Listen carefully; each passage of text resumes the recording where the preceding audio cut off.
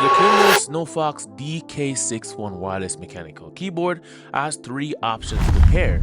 Now this has a Bluetooth option, a Type-C option, and a 2.4 GHz dongle option where you can connect with a plethora of devices with these 3 options. It also has amazing build quality. It's not made of metal, but it's made out of a thick plastic that's pretty much very durable. Feels heavy to the touch, and it's really nice. It has a 3000 mAh battery that basically lasts for a couple of days without charge, and I've used it and I love it so far. It also is a 60% keyboard, and these keys are amazing.